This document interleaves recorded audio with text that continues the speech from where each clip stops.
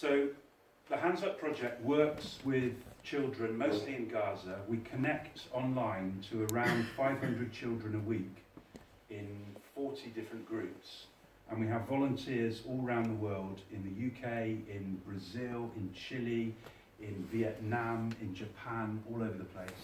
And volunteers connect to groups of children and they tell them stories, and they do drama activities, and they do English language learning activities all through the internet. And increasingly, it's become about the Palestinian kids performing things themselves. So rather than the teacher or the volunteer telling a story, it's become much more about the kids telling their stories, or performing a song that they've made up, or a poem that they've written, or something like that. It's very much becoming a kind of performance-based project. Now, just a little bit about, tonight is about Gaza, and it's about the particular area that we've been working in Gaza, which is drama, and the use of drama in Gaza. And just a little bit of context about the situation, and the very current situation that we're experiencing right now. I just read quite a shocking statistic, which I've now just lost, on this piece of paper somewhere. Here it is. In the recent, since the Great Return March started on the 30th of March. Where's it gone? There it is. So since the Great Return March started on the 30th of March, 117 people have been killed. 13 of those are children, and 13,000 people have been injured. And 3,500 of those people were injured by live fire. And the thing that I found shocking about this statistic, well, it's shocking in itself, of course, but the very shocking thing is that in 2014, in the 51 days of bombardment of Gaza, the Gaza experience, there were fewer people injured in that. That's an enormous number of people to be injured in such a short space of time. 13,000 people. Gaza has been through an incredibly traumatic time for 11 years at least since the blockade. But our media is not telling us about what's been going on very recently. Now, when we work in Gaza, most of the work that we do is with UNRWA schools. UNRWA is the United Nations Relief and Works Agency. It was set up for the Palestinian refugees. 70% of Gazans are classed by the United Nations as refugees. And there are 2 million people in Gaza.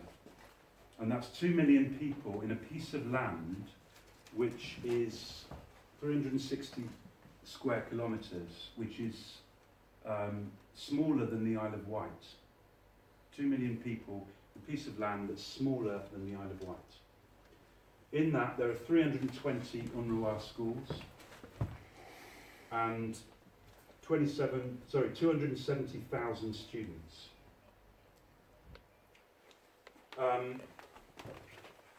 It's a massive undertaking to teach these kids something. Classes are very large. They're under-resourced. There's very little in terms of technology in the classes, very little materials. But they are doing an amazing job, those teachers. And I mean, if you go on YouTube, you'll see lots of videos that are very critical of UNRWA, saying that children in UNRWA schools teach children to hate, or they teach people to be terrorists, and there's this kind of propaganda on that.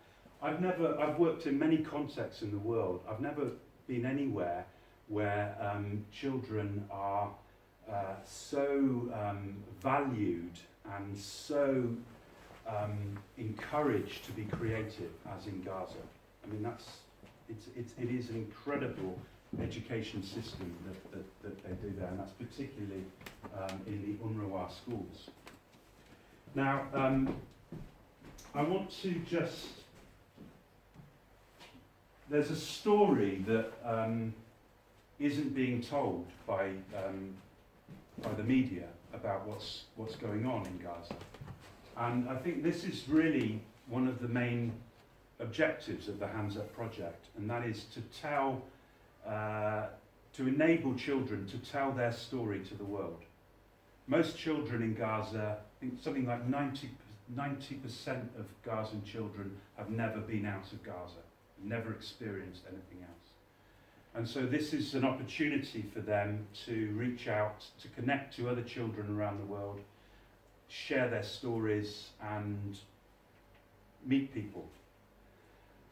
And I want to just show you a film of a very short play that was performed by some children in Gaza. Let me find the right one. There it is.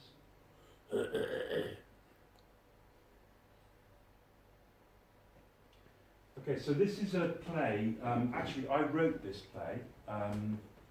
Most of the other stuff is stuff that children wrote themselves. I wrote this myself, and it's a play called The Scream, and it's performed by 3 girls in Khan Yunis refugee camp in southern Gaza. It's only about 4 minutes long. I'm just going to play that to you.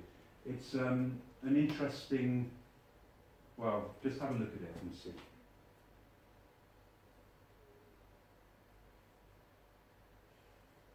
Is there anybody out there?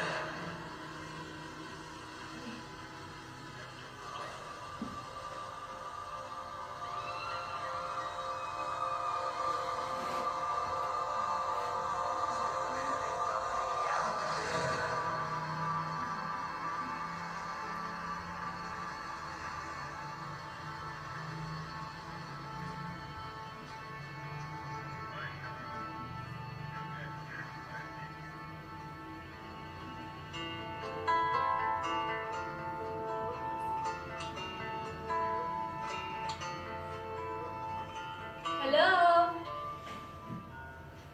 Hello? Hello?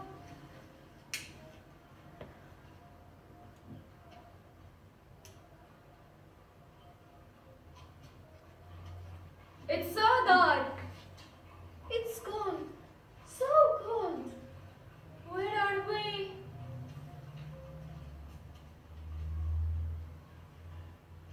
Here.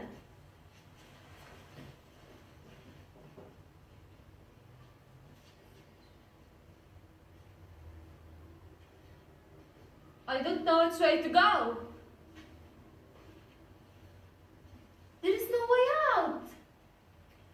I'm lost. But wait, there is something here. I can see something in front of us. We can't go any further. We are stuck.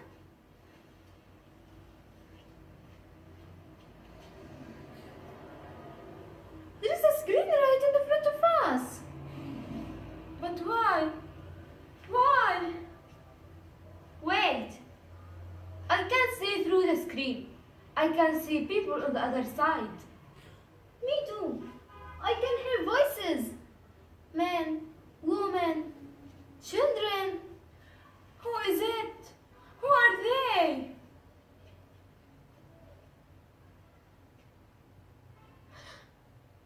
There is somebody there. They are watching us. Listen to everything that we say. I don't like it here. We can't trust them. But wait, maybe they can help us. Hello? Can you hear us? Can you see us? Hello? Are you there? We won't let you hurt us. We won't let you take away our home. It's ours. We'll never let you do that. Wait, we have something for you. Look, this was made here. It's for you. So take it, please.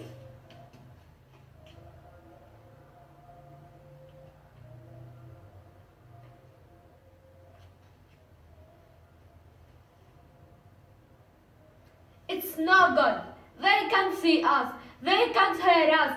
They're not looking. They're not listening. They don't care. We are imagining it. There is nobody there.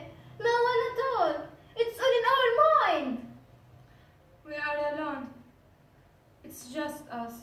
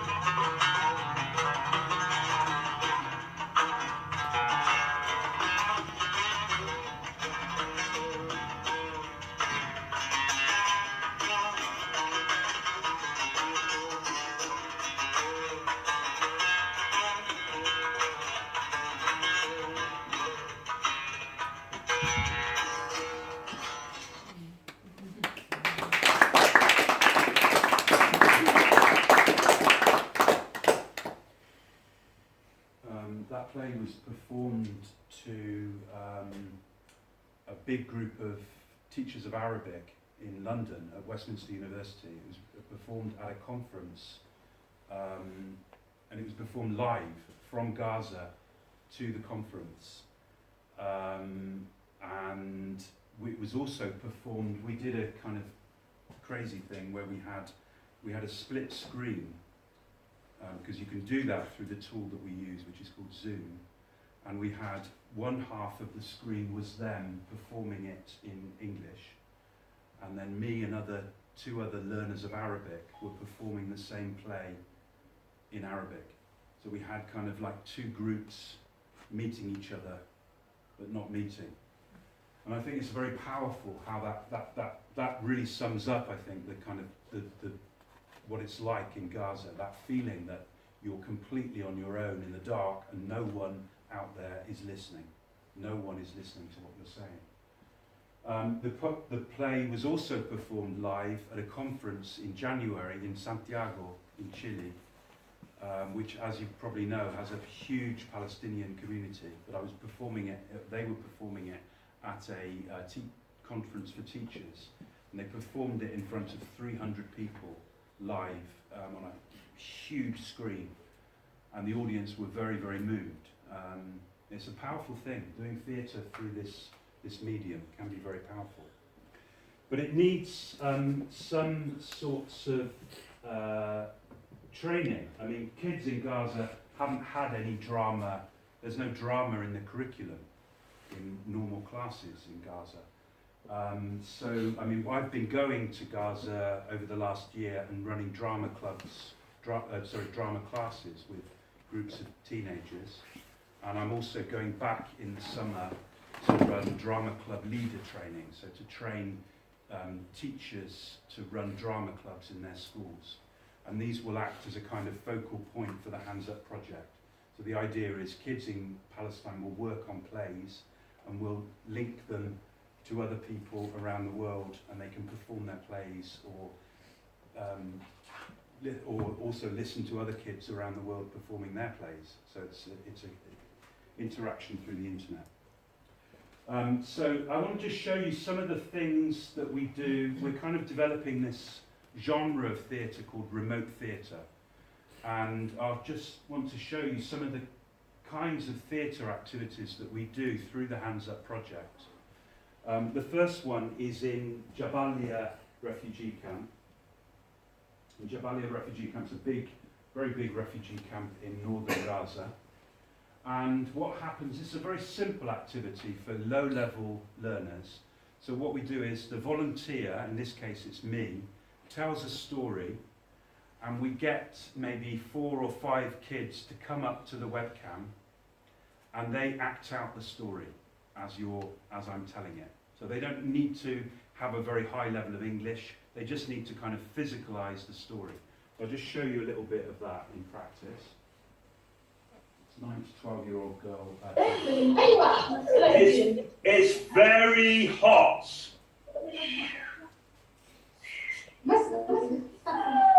I'm thirsty. I'm thirsty. I'm hungry. I come to the bottom of a mountain. I climb up the mountain. I get to the top of the mountain. I look over the other side of the mountain.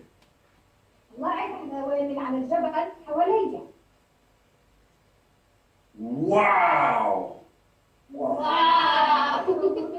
I can see the whole of Palestine.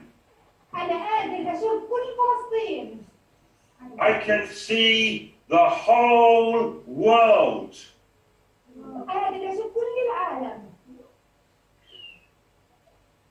I shout, hello!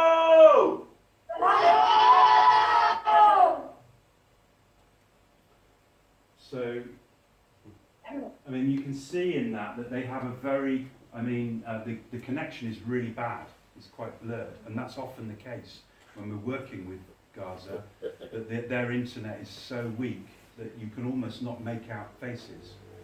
And also, they have regular power cuts, so sometimes you're in the middle of a story and everything just goes. But they are used to it, and it just comes back again when the power comes back. They're there, ready and waiting to carry on. So another thing we often do is, after telling a story like that, we play this kind of game where they take it in turns to come up to the webcam and mime an action from the story, and I try and guess what it is. So I'll just show you a bit of that. Monster.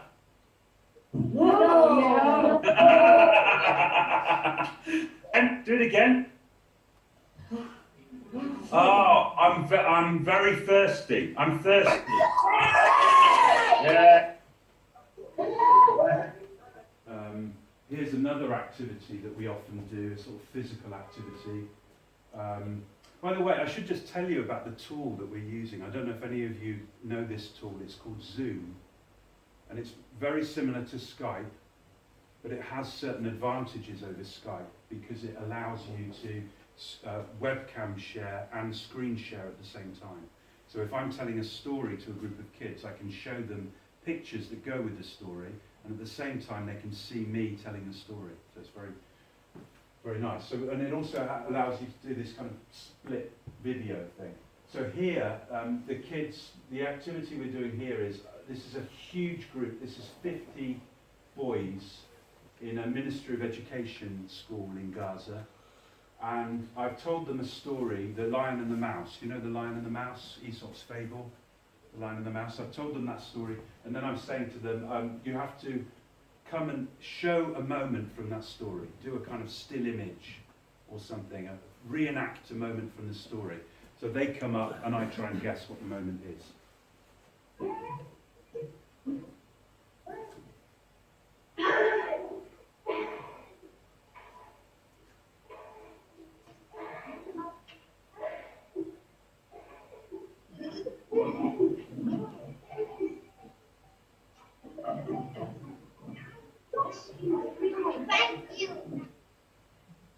Any idea what that is? Is he getting the thorn out of his paw? It's when the lion, the lion is trapped and the mice rescue the lion by biting the ropes. Yeah. So that's that moment. I mean, it's amazing how. I mean, sometimes we think of online teaching, we think of it as being something very static and something very kind of academic, but it actually, I think these kind of physical activities work quite well.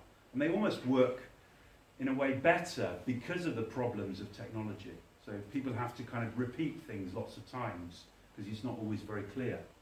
This is another game I play quite often with them.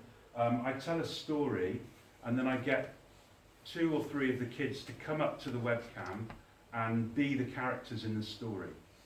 So I'll just show you a little bit of that. This is with a boys group in Rafah, southern Gaza. And he looked in the mirror. Now I am very smart, he said. I am very smart now. He went back to the party. He knocked on the door.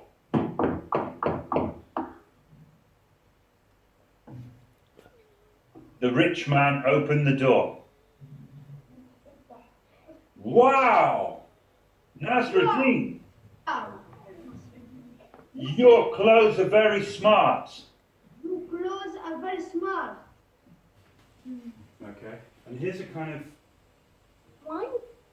opposite of that activity, where so this is a volunteer from Belgium, Ivan, who's a storyteller, and he volunteers with us with the Hands Up project.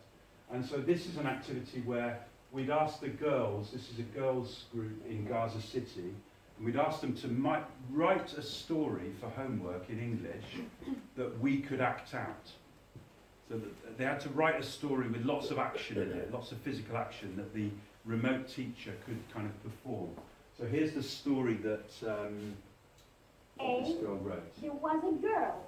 The girl was playing with her toys.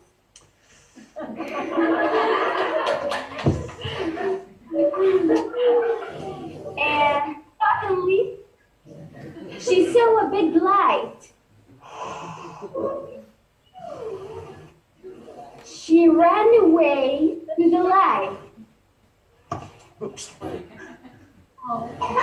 And it hurts her eyes. She closed them. And she opened them again. And here's the surprise. She saw a big diamond in front of her. Wow. She touched the diamond and she became a beautiful human. Beautiful woman. So, I mean, it's a beautiful story, isn't it? And it's just, I mean, sometimes we could just do that all the time. They all just take it in turns, come up, tell a story, and the remote teacher acts out their story. It's very empowering for kids, I think. You know, normally teachers sort of get out a red pen and cross out all their mistakes or something, but for them to create a story and then have somebody perform their story in another country can be a very rich experience for them. Here's another activity we do. This is with, I mean, I said at the beginning, to some of you I was chatting with at the beginning, that it amazes me the level of English that some kids have in Gaza. And this is children who've never left Gaza at all, but they've just done everything to learn English. And this is one of the highest level groups that we have in Gaza City.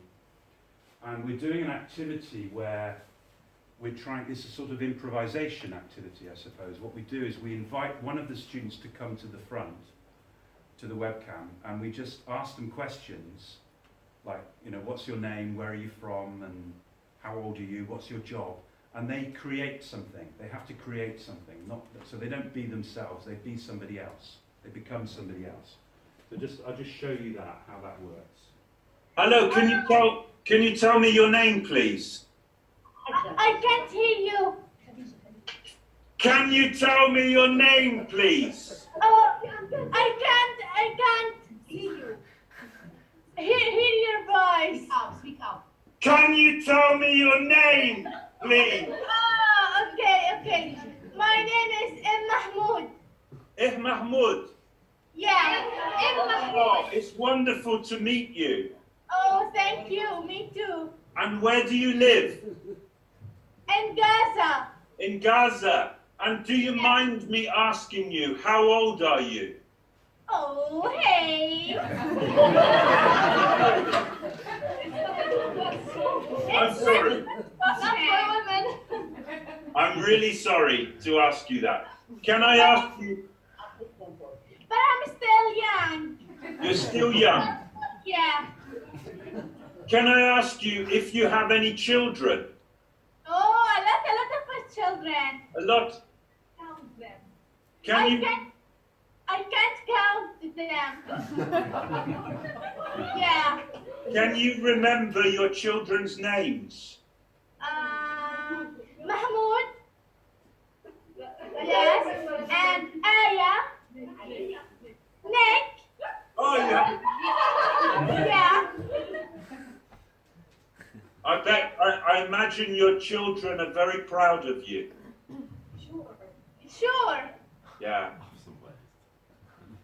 So, I mean, it's all improvised. I mean, she's just thinking on her feet, coming up with these ideas.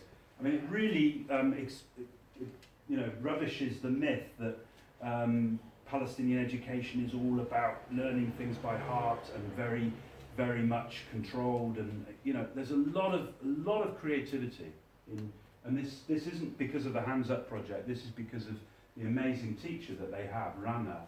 I mean, then what happened next was this kind of spontaneous thing. She suggested that some of the characters that had been created, that they just made some scenes with these characters, and they did kind of spontaneous role play. So I'll just show you some of these scenes that happened. Now we have, This is a teacher. they work in pairs, they want to create conversation with each other. Yeah, great. Things are going, Oh, I feel very sick. Oh, I can't. listen. They are going to start now, okay? Looks like they've already started. Okay, yeah. Oh, I can't. Hello. Hello. How are you? I'm fine. Oh, what's your name? Oh, I'm Mahmoud. Mahmoud? Yes. Are you sick? No. Not sick? No. But why you came to me? I'm a doctor. Yes. You came to me, you know. I'm a doctor. I'm with him. I'm good now. I'm better now.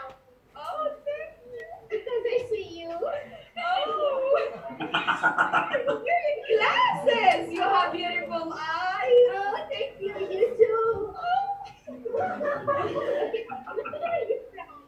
I am from Pakistan. Oh, I love the people who live in Pakistan. Thank you. And where are you from? I'm from Gaza. Oh, God. Oh, perfect. Perfect city. Perfect. Yeah. Are you married? No. Not married until now. Yeah. What about you? No, not married. No. Sam, did you hear what happened? Yeah. Did you see? Faisal and Mahmoud are going to marry. Yeah. And that's a surprise. She's how old is our grandmother? She's 15 and he's 99. How they are going to marry? That's impossible. I don't know. Forever. She always asks us about she's a husband to marry with a husband man. So he came and he will take her to Pakistan and we will relax. Hey, you are talking about me? I will tell you. No, you are beautiful.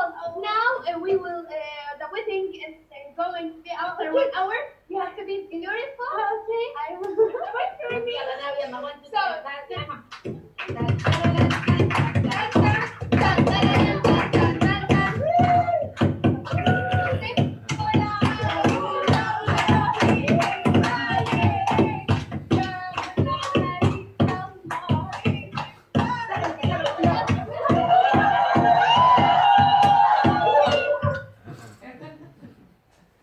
I mean, it's just, they absolutely love doing the sessions. That's a before school club. So the kids come for an hour before their classes start, and they just do that once a week. And they're very overexcited and really crazy, those girls. I mean, they're mad. But it's such a joy to work with them. It really is a joy. So here's something. This is an activity where this is a much lower level group, and they're working with they have a course book in Palestine called English for Palestine, and one of the things that they try and do is dramatise the stories that are in that book. So they're trying to dramatise a story, and it's its own genre of theatre. I think performing theatre through the internet like this is very different from performing theatre on stage. So I just want to show you how we might work with a group of kids to kind of get them to do it better. So here's take one. Once upon a time, a farmer bought a big goat at the market. The farmer and the goat. The clever wolf wanted the goat. Let's go home. Let's go home. So, by the way, the other person there was a teacher, a volunteer in Turkey, who I was training to do the sessions. So we sort of go through this process of somebody observing the session so that they can do it themselves. So, you know, some of the things that we talked, so they perform that play that they've been working on, and then some of the things I said to them might be, you know, it's much better if you're really close to the webcam when you're performing theatre like this. That you speak really slowly and very clearly, that you make eye contact by looking at the, you know, makes a huge difference when you make eye contact. I mean, obviously you can't really make eye contact, but if you look at the green light where the webcam is, it does feel for the audience, it feels like they're making eye contact. And then have really clear exits and entrances. I mean, when you're working with remote theatre like that, I mean, you can do interesting things like sort of come from the side or come from below, that kind of thing. Yeah. So I'll just show you how this was take two. Once upon a time, a farmer bought a big goat at the market.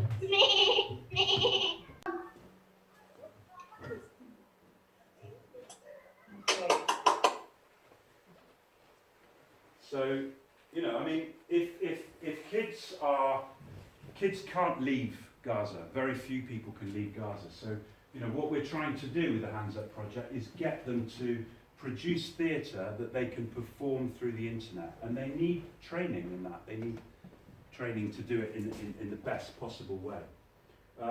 Because one of the things we're trying to do a lot, sorry, I just need to find the right video, is get kids to perform their plays at conferences, that kind of thing. So here's a play that was performed at the IATEFL conference, which is a huge conference for language teachers. This was at Glasgow last year, and they're performing a play. They performed it for about 200 teachers from around the world, and they performed a traditional Palestinian story called Jabene. And I'm just going to show you a little bit of that, because I think it's very nice how they interact with the audience in this excerpt.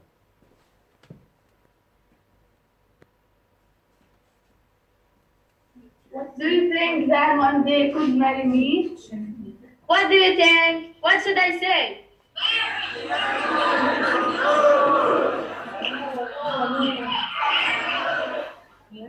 Will you make my lamb Tabian? Yes, of course. Will you take me to my parents? Yes, of course. So I agree. What do you think?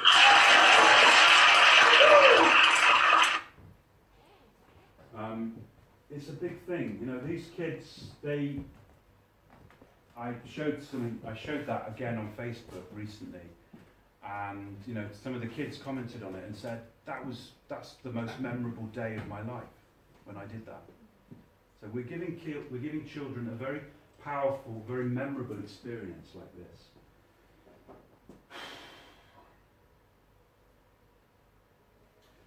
And we're not only trying to get them to perform things at conferences, we're also trying to, why didn't that go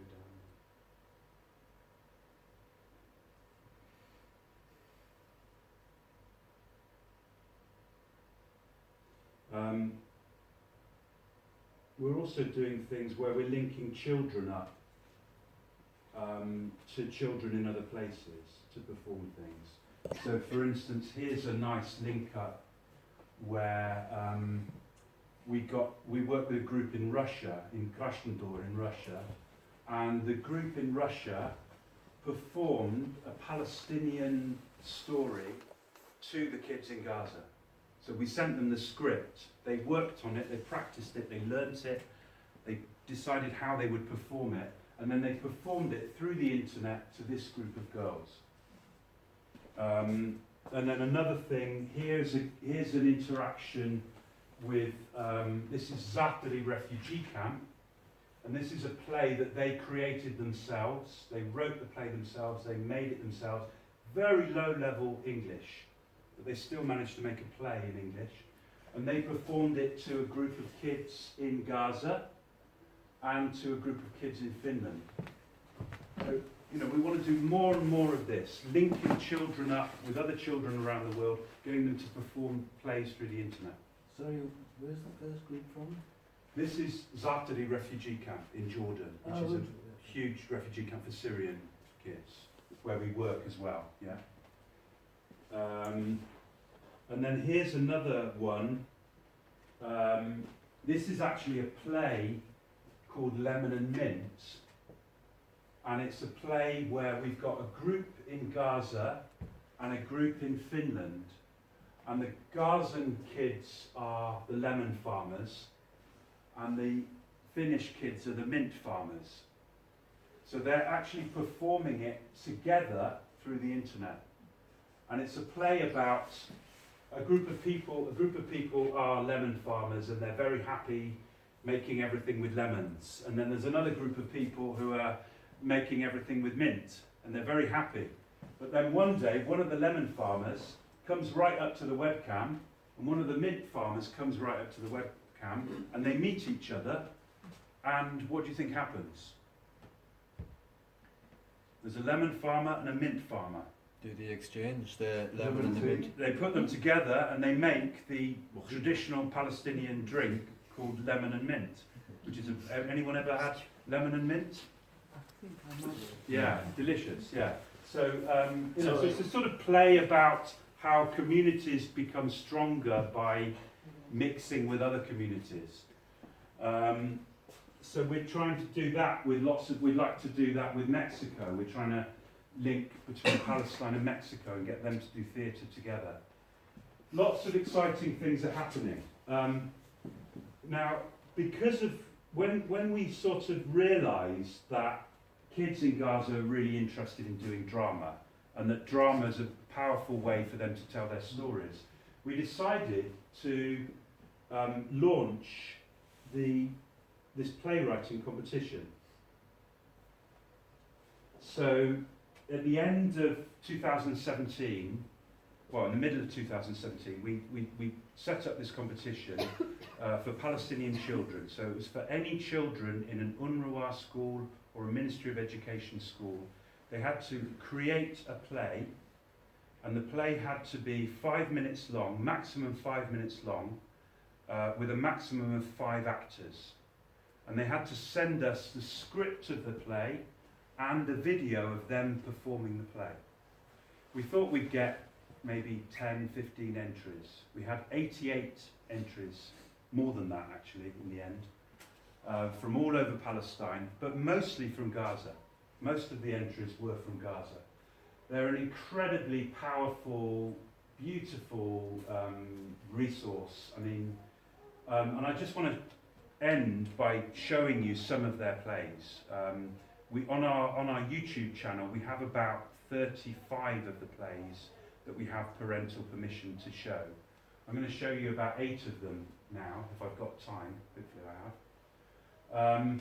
Now this play is called toothbrush, and it was created by a group of kids in the north of Gaza. I'll tell you a little bit more about it once you've seen it.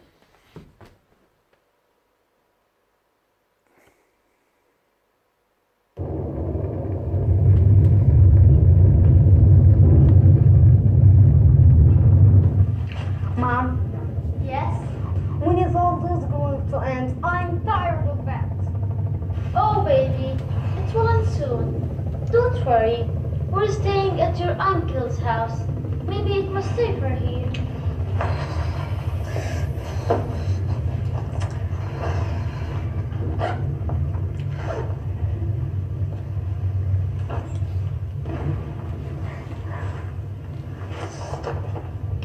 Oh my God.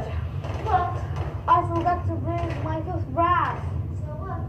Oh, Mom, I can't sleep without brushing my teeth. You must be kidding. I'll go to the shop nearby to get one. See ya.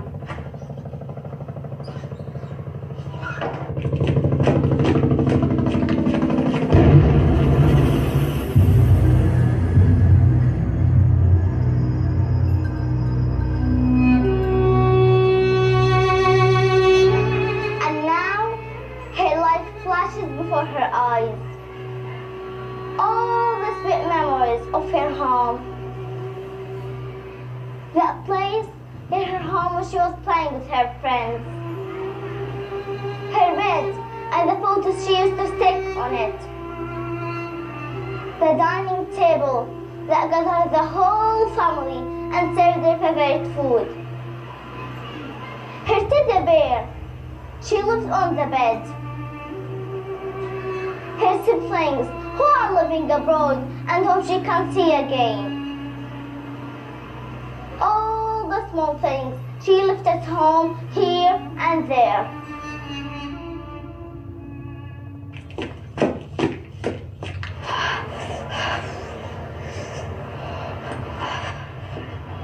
Excuse me, sir. I need a toothbrush. What?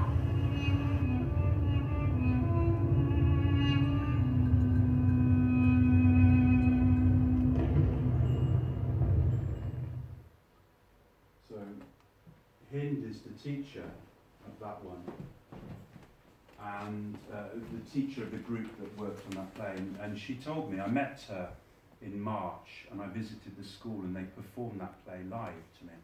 And she told me that that's actually something that happened to her in the 2014 bombing of Gaza, that she had that sudden feeling, oh, I haven't got my toothbrush.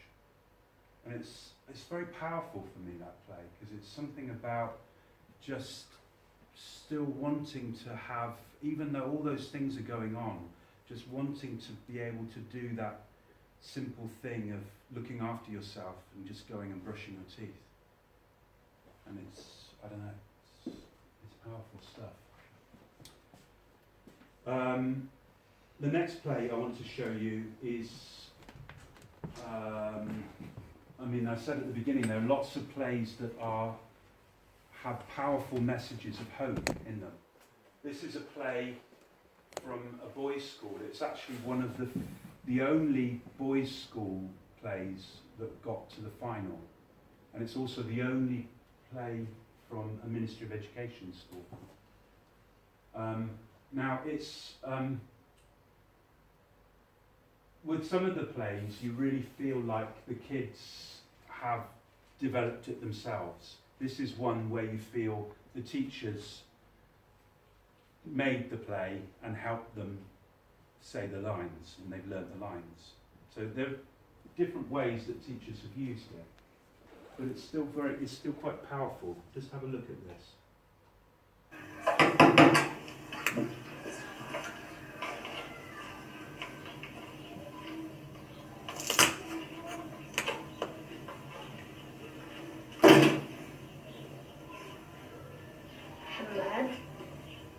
What are you doing?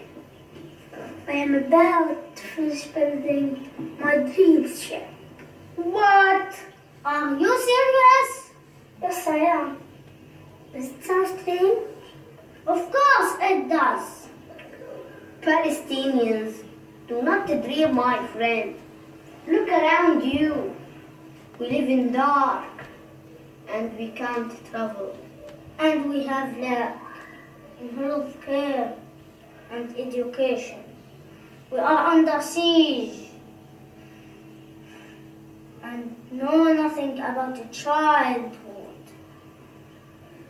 We only know blood and wars. We are in Gaza. We are dead, my dear. Tears, blood, bombs and wars. Pain and sadness inside doors. Misery, life, and even more. This is Gaza, the land of sorrow. No, my friends. No. The students have hope. We'll never make progress. We'll fight for our rights. And we must believe that one day our dreams will come true. Wow, that's inspiring. Thank you, my friend. Let's dream together.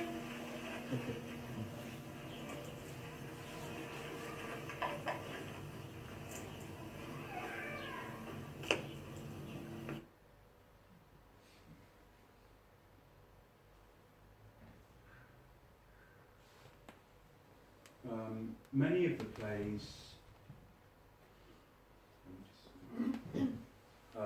many of the plays talk about the Gazan context, and this is one that that does that in a very powerful way, and it's with learners who you might recognise actually from the previous improvisation exercises. And this play came second in the competition. I didn't tell you this, but we had 25 judges from around the world. Many of them were Palestinian. We also had people like Alexis Sale, the comedian, was one of the judges, and John Altman from EastEnders, the actor who's been a very long time supporter of Palestine, played Nasty Nick in EastEnders. He was one of the judges as well. So this play came second in the competition. Here, we follow a story about two Gazan girls seeking their dreams and the obstacles that hindered them from following it. These two girls had to travel to separate destinations to reach their dreams, but unfortunately they couldn't due to the blockade of Gaza Strip. Now, they are waiting at the border. While they are waiting, I had a dream so big. Wow, you've got an incredible voice. You should participate in a singing competition. You reminded me of my words. Oh, you look upset. What's wrong? It's a long story. No, I would love to hear your story. In the 2014 war in Gaza, while I was at home, a bomb struck and I was in a critical situation. Since then, I had to go to Egypt to properly treat my wounds. But I can't leave, and my condition is getting worse. My family and I tried with immense effort, but nothing worked to get me out of Gaza. But why can't you get your treatment in Gaza?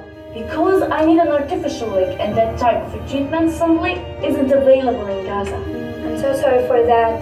I see a lot of paintings with you. Are you an artist? Tell me your story. Well, yes, I'm an artist. I started painting since I was 13 years old, in the middle of the 2014 war in Gaza. I used painting as a way to vent out my sorrows.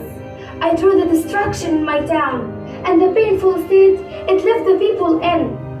Through my paintings, I showed the pain it is to live in Gaza, such as electricity shortages, lack of food and water. So, I started uploading my artwork on social media, and soon enough, I was getting attention from all over the world. I was lucky enough to be invited to travel to Britain for the opening of my exhibition. However, I couldn't get out. I couldn't get out because of the siege in Gaza. People told me that my paintings are touching and inspiring. I wish one day I can stand with my paintings and to talk about them and meet my audience face to face, not only on social media. Wow, that's an inspiring story. The two girls are talking about suffering life and dreams. They kept talking for hours when suddenly a TV reporter was interviewing the people and she came across the girls and interviewed them. We are now at Rafah border, where hundreds of people are waiting to divide Gaza for varying reasons, such as medication, education, trade, and business. We are here to interview these people. Hi. The two girls talked about their problems, and the interviewer felt sorry for them, and she wanted to help them by starting an organization. Thank you. After all these interviews with the Gazan people, it's clear we all have dreams, even them. We need to send a message to the world to be merciful with people of Gaza, as they are people too and require help. This is a call to everyone. Please help the Gazan people. Open the borders and let them pursue their dreams. Lina support for Palestinian youth. The report went viral and the people start reaching the organization. They start offering help. And the two girls set up on an international organization that gave them a permission to leave Gaza safety. After some days, Tasneem had an artificial leg. She could walk again. Then she participated in the competition. Lisa shared her paintings. She sold a lot of them. They became famous. They achieved their dreams. Circle round for freedom. Circle round for peace. For all of us in prison. Circle for release. Circle for the planet. Circle for each soul. For all of our children. Keep the circle on, keep the circle on, keep the circle on.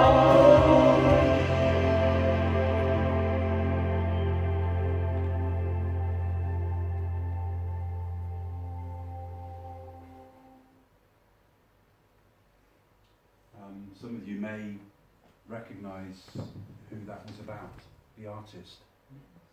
Malak Mata, who probably has been projected onto this very screen. I think she did a live link-up. Yeah, that play was performed to a group of kids in Kent who were doing drama GCSE. We did a link-up between their school and Kent, and they performed some plays to each other. The kids in Kent did a bit from Educating Rita, which they did in a really strong Liverpudlian accents, and the kids in Gaza, I don't think they got much from it. Actually, I didn't really understand much of it, but yeah. Okay, now, well, a couple more plays I want to show you, which are about this idea of hope. And what's interesting about that one, it almost offers a solution in the play. There's a solution about forming this organisation. Such kind of creative ideas coming from these kids. Now, where are we? Yeah, so this play is one of the few ones which not many plays had mixed boys and girls in them, because most schools in Palestine, in Gaza especially, are single-sex schools, so it's a group of girls working on a play, a group of boys.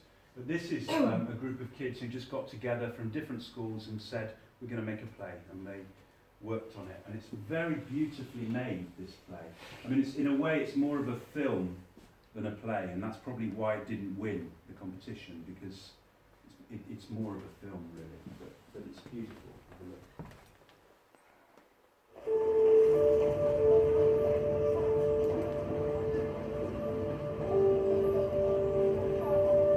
When you want something, all the universe conspires in helping you to achieve it. That's true in case we are able to dream of something. And why don't we have the right to dream? We always have. No one helps us in doing so. We are not able to dream because we don't have the most important thing in life, a family. Even if we don't have our own families, we should always dream. Losing our parents shouldn't deprive us from this simple right. I'm sure every one of us has a dream hidden somewhere in his heart, and I have a one. Maybe yeah, we have, but we dare not to let it out. At least, let's not be afraid and speak it out. Can you pretend that airplanes in the night sky are like shooting stars? I could really use a wish right now. I've always dreamed of being a model. Lots of lights, a massive number of people coming to watch me, and many beautiful clothes that I can wear.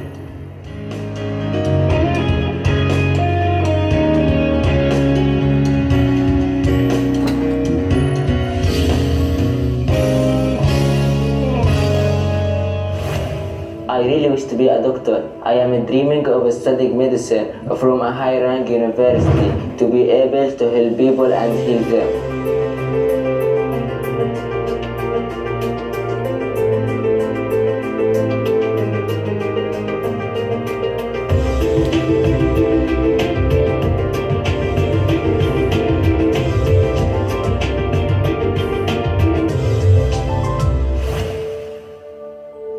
I'm always imagining myself as an astronaut. I wish to explore the outer space, to see the universe, to look at Earth from far away, to see the stars.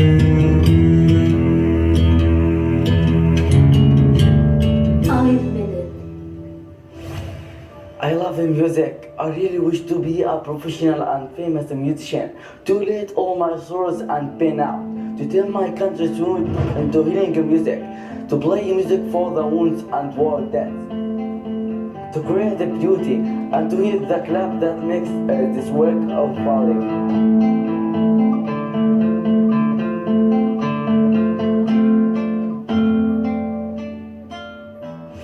And you smile, won't you dream?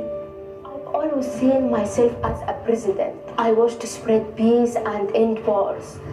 I want to, from all my heart, to change my country to something better, to improve hospitals, to make people work and earn money, to make life worth living.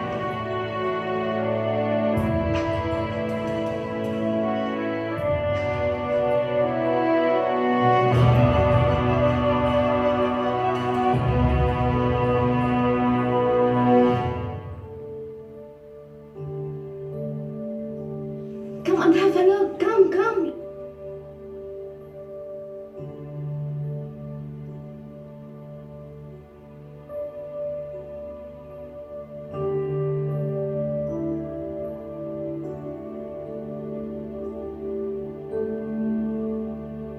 I have a dream, a song to sing, to help me cope with anything. If you see the wonder of a fairy tale, you can take the future, even if you fail. I believe in angels, something good in everything I see. I believe in angels when I know the time is right for me. I'll cross the stream, I have a dream.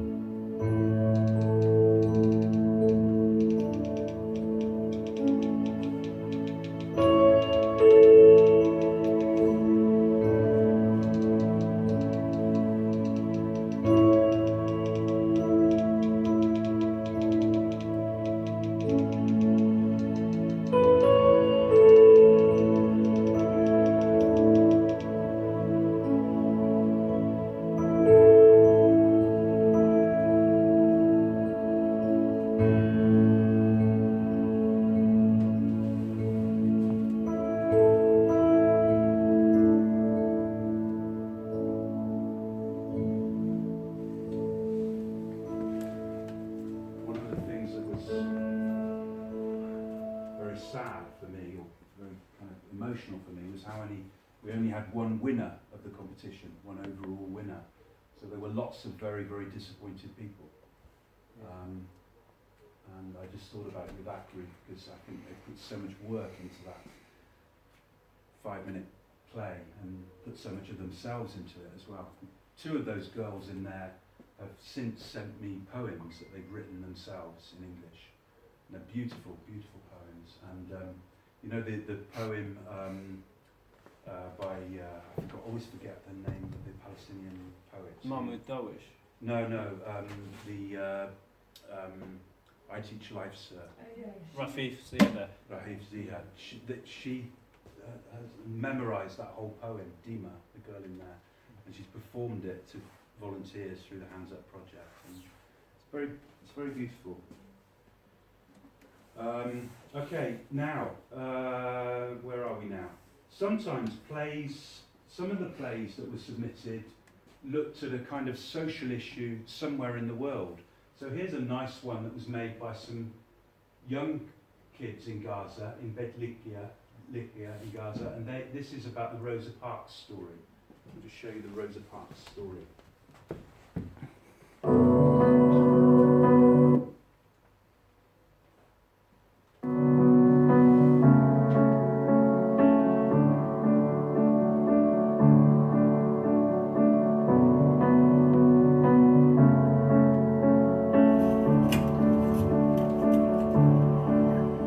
Ready? On your seats, please.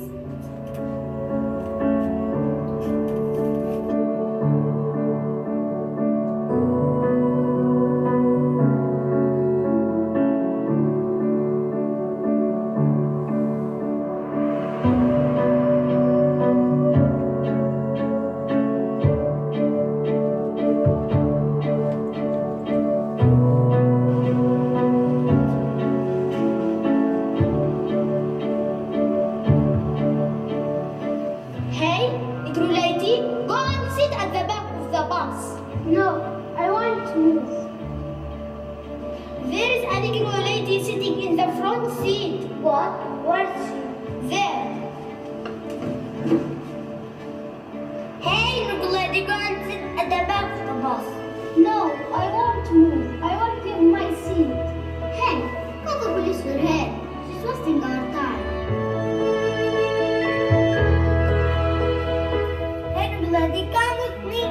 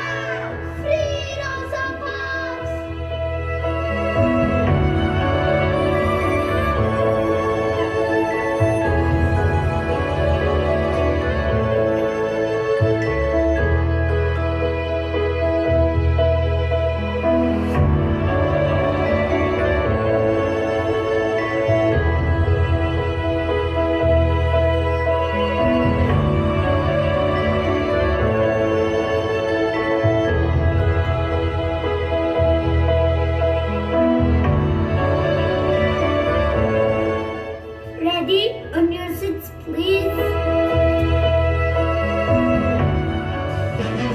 On Rosa Parks, my story marks the first step towards civil rights.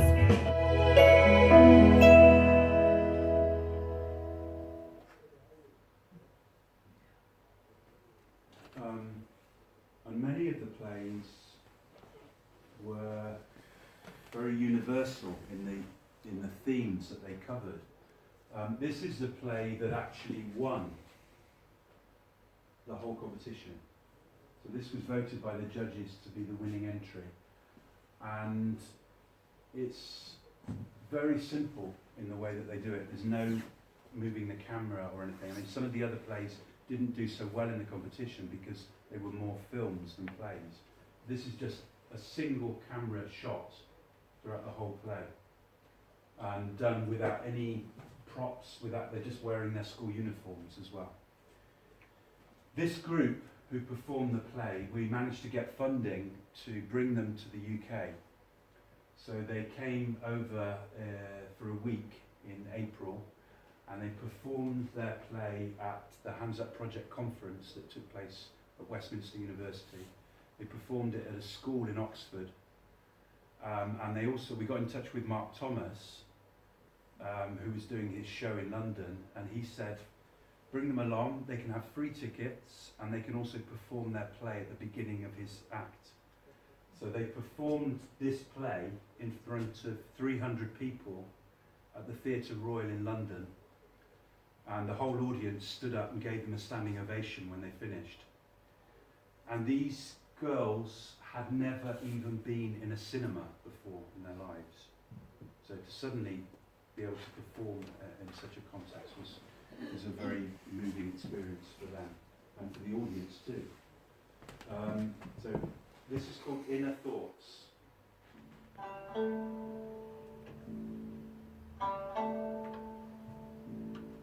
Wow! What a big house! What a beautiful garden!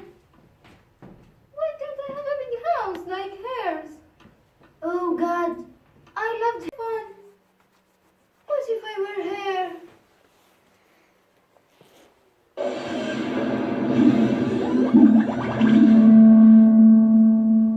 Yes, I have a big house with a beautiful garden. We spend our money in luxury car, crazy parties, and expensive vacations. But wait a minute. Can money buy health when it's lost? Our whole fortune couldn't help my mother when her body started to fail her. It couldn't ease any of her pains. I still remember her last minute when she looked above her, then closed her eyes forever.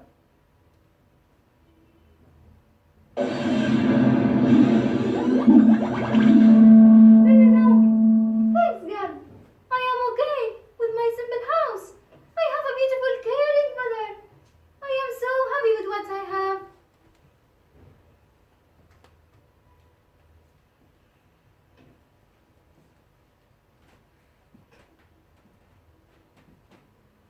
Oof. I look terrible. I wish I was brighter. That girl I see every morning at the bus station. What if I had her nose, her eyes, her body? She's very beautiful.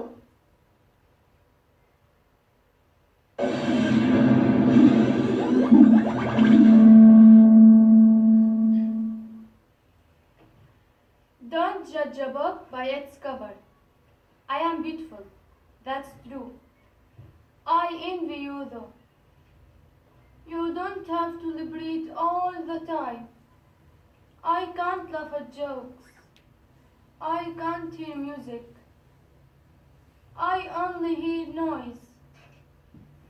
Do you know how it feels to be deaf?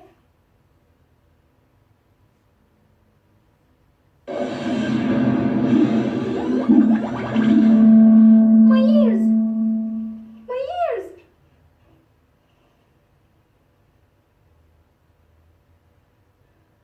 I have to be thankful. I am beautiful, don't I?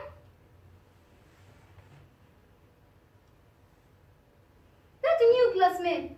She's getting all the attention at the school. Everyone is looking after her. Teachers, students, even our school counselor. But why? Why?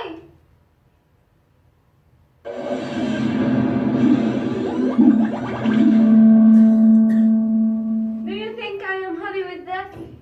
I lost my house, my school, my friends. Have you ever lived in a shelter? Do you have friends who lost their entire families in one airstrike?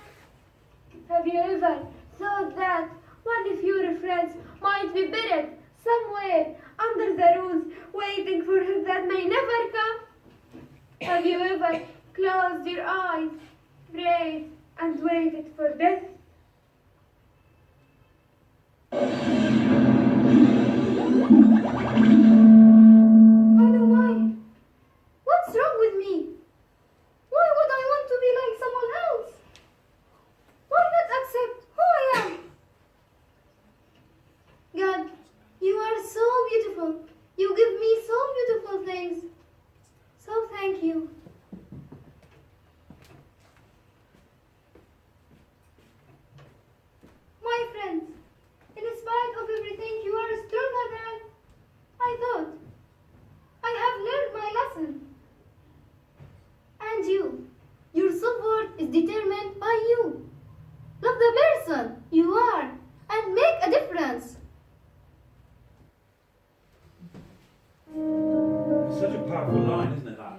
love the person you are and make a difference. I mean, when they said that, when they did that line at the conference in at Westminster University, that was for teachers. They invited people from the audience to come up with them on stage as they said the line. And they all held their hands up in the air. It's very, very moving. By the way, many of these plays, we're going to try and publish them and have a book with the scripts in and also notes about how they were made. Because I think it's a nice resource for teachers somewhere else in the world to use. In fact, this is what happened with the next play that I'm going to show you. There's just a couple more plays I want to show you and then we'll be able to go and get some food. But the next one is, this play came second in the competition. No, sorry, third in the competition. And one of the judges in the competition was a guy called David Heathfield, who's a storyteller and an English language teacher, and he works at the University of Exeter. And he really liked this play, and he really liked the script of it. So he gave the script to his students at Exeter University, his adult students from Japan and Korea.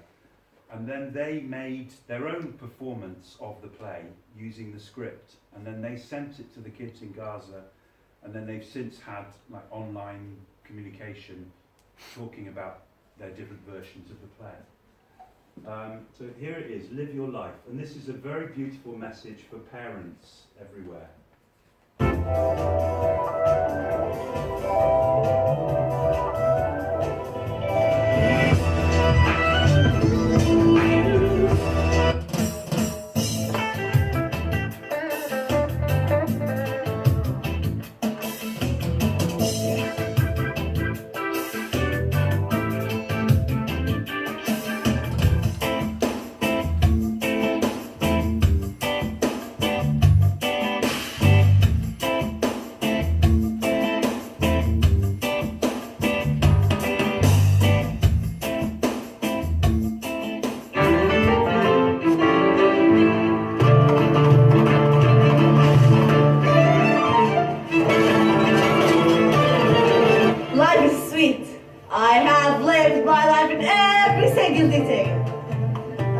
I'm getting older, but I'm still a strong to go.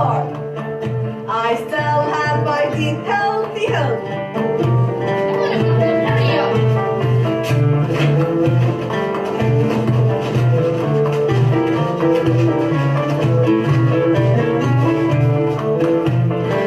Listen up. I want that our daughter's future. I need all these years to pass by. I need them to grow up quickly. And this year, I want them to get married. And this year, I want them to have a baby. And this year, I will feel relieved and free from responsibilities. That's a good year. Girls are a heavy burden. What should we do? That is nonsense. Let the girl live the life. Normally.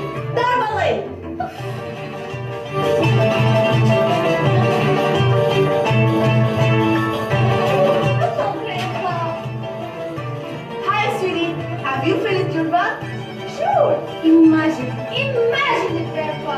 I dream of the day we take in the first rank in the reading competition. All social media will talk about me and be famous, Grandpa, famous. Oh, I love reading the book. It's my favorite topic. It's talk about me and this talk about me and this talk about me. Oh, I love reading the book.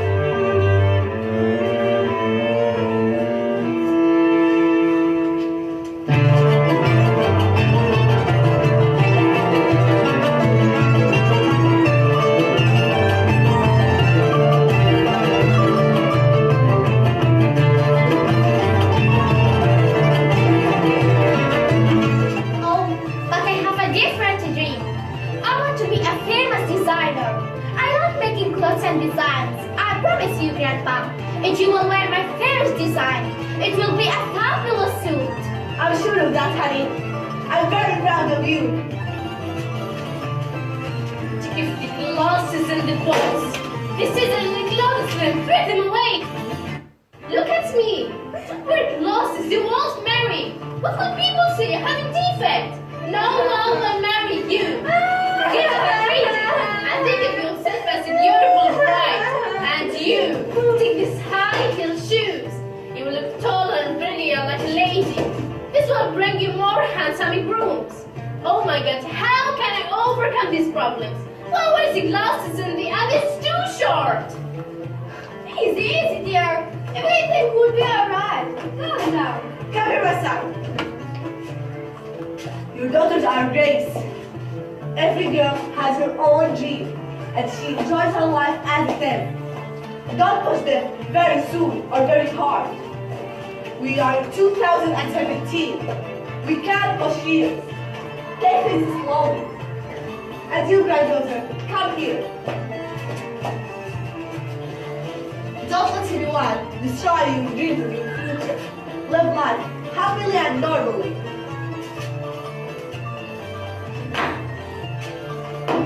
This is our life. We want to enjoy it. Please, don't embrace us. We love you, parents. Come here.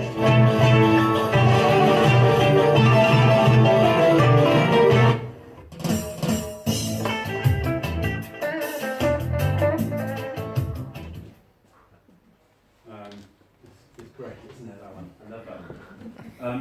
And it's nice, I see those girls in that play, and they've been, some of them have been with the Hands Up Project for a long time, for 2 or 3 years, so I've kind of seen them grow up and seen their English develop as well over the years.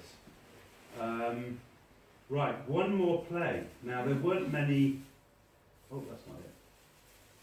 There weren't many comedies that were submitted for this competition, but all the plays that got into the final, there were 13 plays that got into the final, and we gave them all a trophy. Last time I was in Gaza, we gave them a trophy for a specific thing. So we had like the best play by boys, and this one was awarded best comedy, and it's called My Mother-in-Law is a Troublemaker.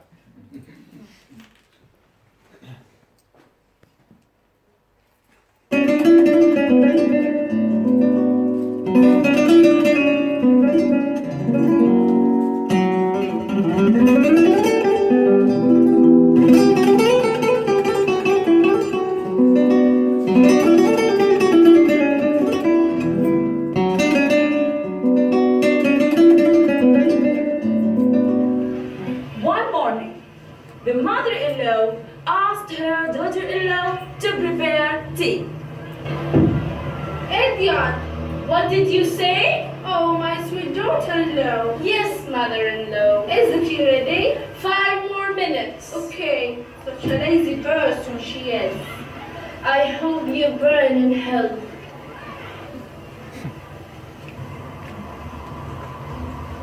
An hour later,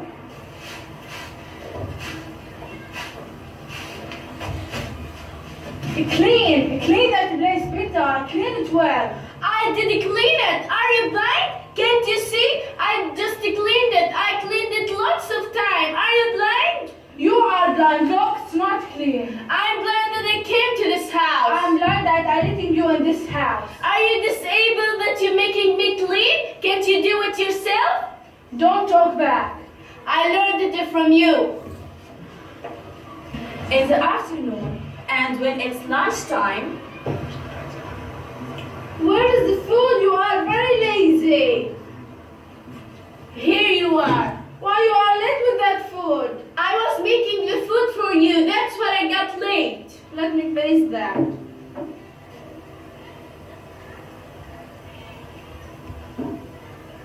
Awful. What's this? What kind of food is this? I learned it from you. I cook this bad food? Ha! Yeah, you showed me how to cook this food. I cook this food. You are such an idiot. I learned it from you as well. If you don't like it, don't eat it. I'll take it. Just wait until my son comes home. I'll let him know too.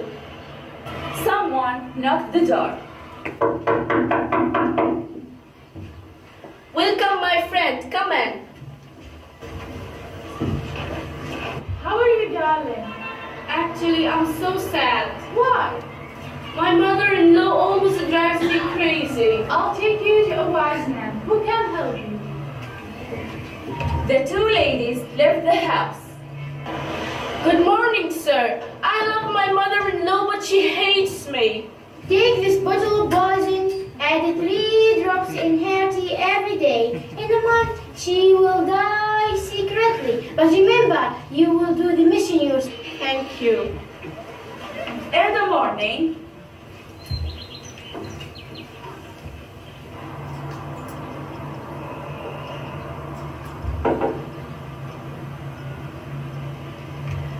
Good morning, Mom. Good morning. I got up early to prepare your breakfast on time. God bless you, daughter. Day by day, things become better between them. Love and warmth strengthening and relationship. The guest visited her again on the last day. Welcome, my friend. Come in. Please help me. Help me. I don't have to die. Please help me. I want her alive. Please. Please help me. They went back to the wise man. Hello, sir. Please help me. I can't live without her. Please. I want her alive. Please. Please help me. Dear, listen. I give you a bottle of water. Thanks, God. Thanks, God. Thanks, God. Finally, they lived happily with each other.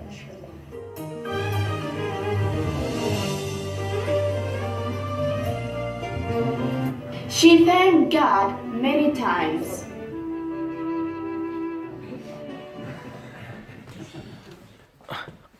Okay.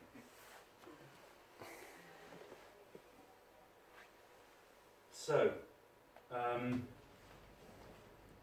yeah, that's it. I mean, I could show you plays all night, but I think, I mean, if you would like to see more of the plays, have a look on our YouTube channel. It's called, we have a playlist called Plays Created by Palestinian Children, and as I said, there's around 35 plays on there, and there are also lots of videos showing different other plays that have been performed by children and some of the activities that we do through the Hands Up project. If anyone is interested in getting involved in the Hands Up project, linking children in Gaza or other parts of Palestine to children in a school in the UK, let me know. I've got some cards here. If you want to take a card, that would be great. We're a charity, so we're dependent on donations from individuals. If anybody would like to put some money in the bucket or also set up a regular direct debit for a small amount each month, that would be really useful to us. I mean, this can fund the kind of projects that we're doing. I think I told you at the beginning, I'm going to be in Gaza and the West Bank in June and July, and I'm going to be training 125 teachers from 125 different schools to run drama clubs in their schools. So that'll be a place where kids can go and do after-school drama activities, and then where they can link up eventually to another place somewhere in the world to do remote theatre. Yeah, so just, if we haven't, well, there's a few, any questions or comments anyone like to make?